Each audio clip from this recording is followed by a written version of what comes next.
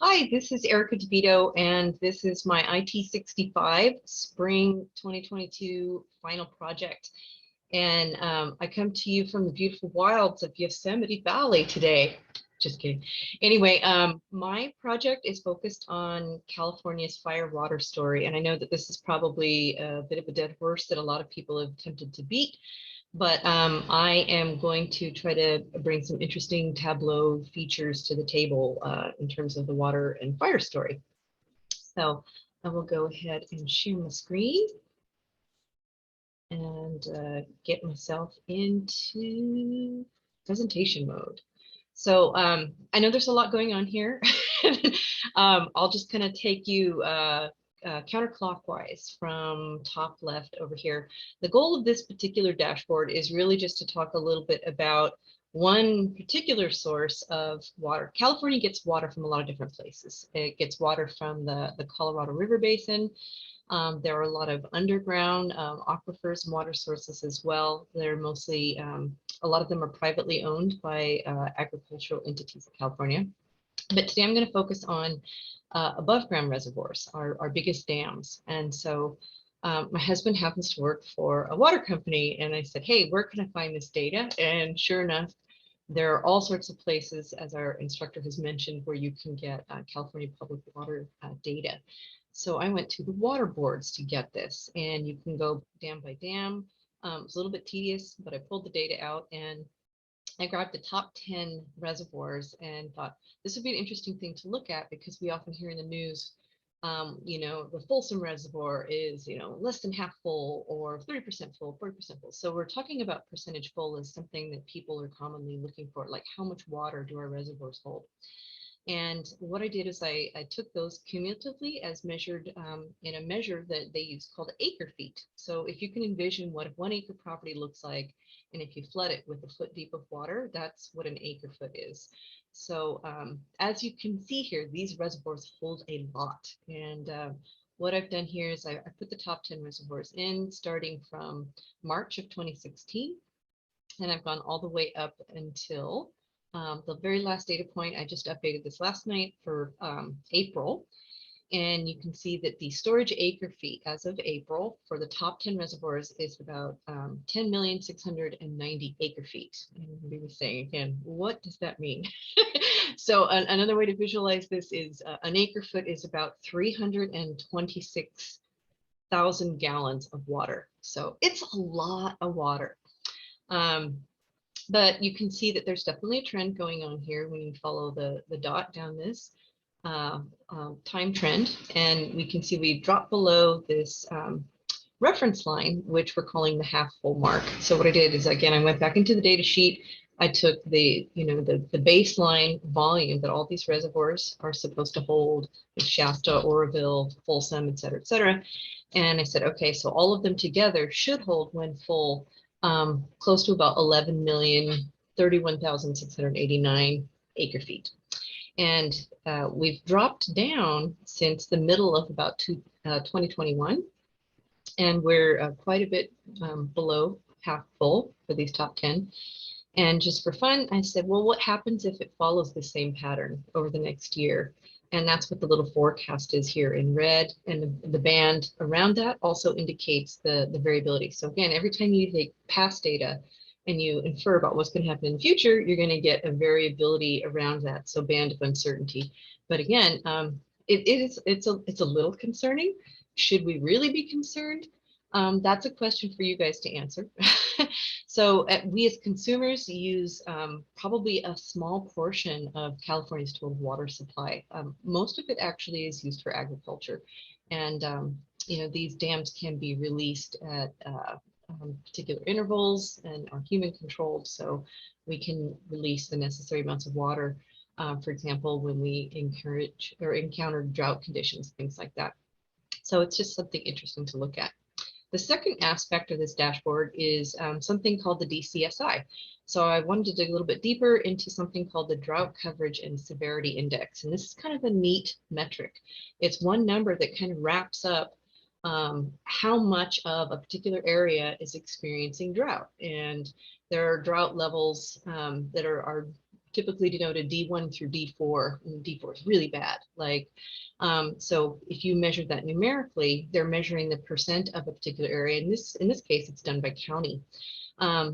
In terms of either none of an area is in drought, and that's the lowest possible score of 0, and the highest one is 500. So all of the area is in what's considered exceptional drought. And there's a whole paper on that you can download if you're interested from the droughtmonitor.unl website. It talks all about how this metric is created. It's a bit of a subjective description in terms of what the levels mean, but I won't get into that. But I wanted to show you an interesting kind of, paging feature with this. So if you kind of look at what's happening, I started most of these graphs from around 2016 forward, because that was probably the big marker for our last big dry spell. So if we go back to March and we say, hey, let's put this on like medium speed and see just what happens month by month from March 2016 forward, and put that on autoplay, you can see and I've used red to indicate the drier, see 461, 445. These are the areas that are in extreme drought as measured here by this DCSI, which you can see the hottest, driest, the droughtiest of drought is measured at a 500. So you can see kind of what's happening over time, where we have like the blue 0 measures are like the nice wet months that we're encountering in different areas.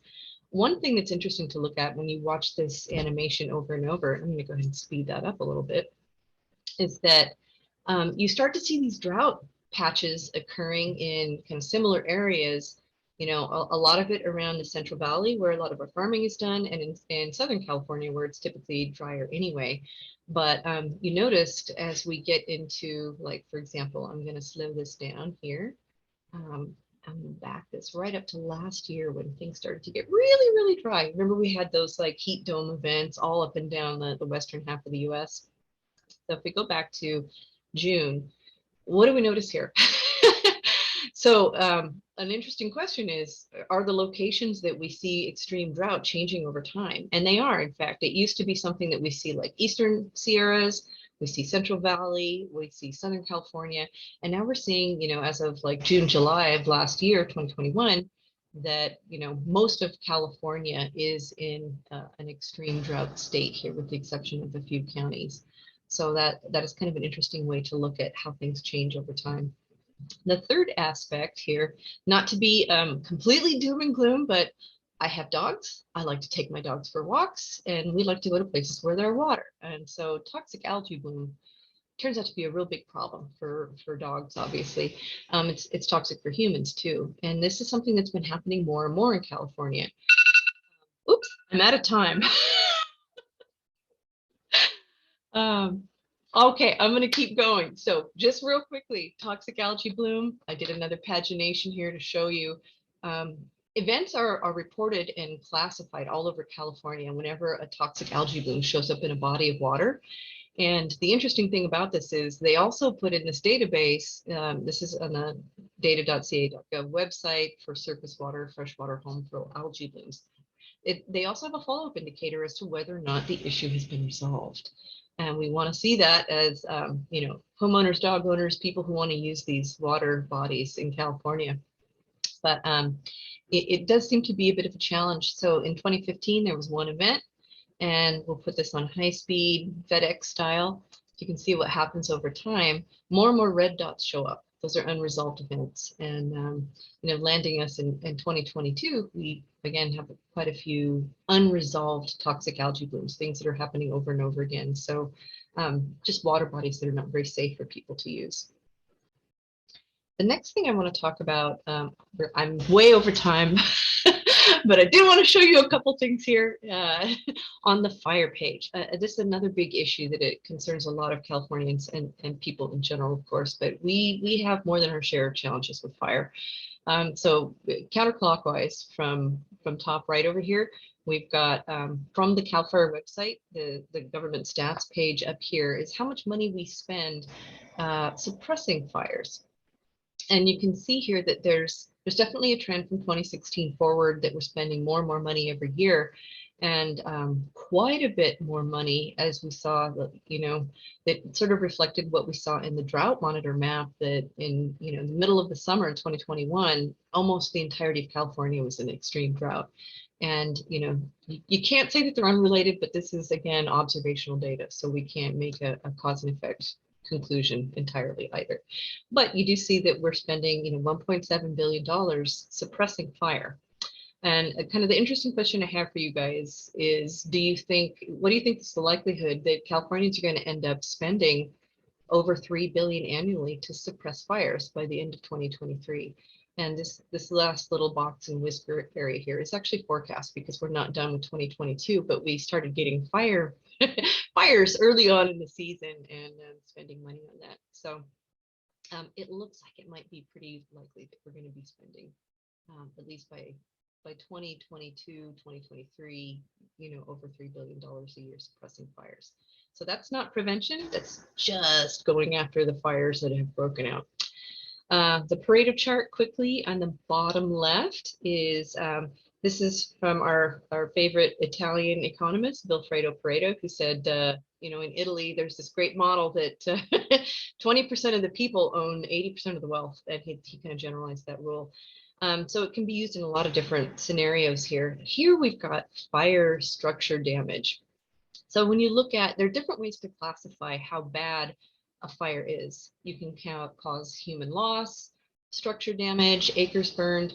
And so I'm looking at here is just structures. And so if you look at, I added more historical data in here back to 1950, but to give us a bigger picture of, where are we losing the most structures from, different kinds of causes, you can see that the top cause is power lines, electrical, heating related.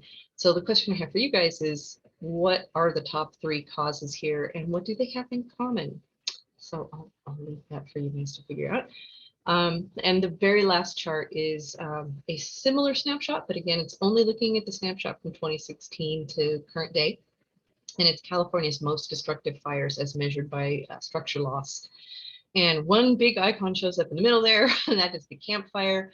I have several friends who experienced structure loss and have actually relocated to the area from Paradise. So I'm personally affected by this, as I'm sure some other people are as well. But Camp Fire was a big deal, a lot of loss of human life, as well as structure damage as well. So the question I have for you, when we look at this over time, and these icons are scaled up by the size of loss, i.e. the number of structures lost. So you can see for the Camp Fire, we lost 18,808 structures, which is a lot, for one fire. Do you think we're getting better or worse at reducing structure damages over time? And, it's, when you look at the ones that just happened last month in 2021, or excuse me, last year, we had the Caldor fire on along Highway 50 in Placerville area. They managed to get the structure damage component of that under control pretty quickly. And then we have some lightning complex fires over here as well recently. But the Camp Fire was a big, big loss. So I know that was kind of a quick all over the map with fire and water.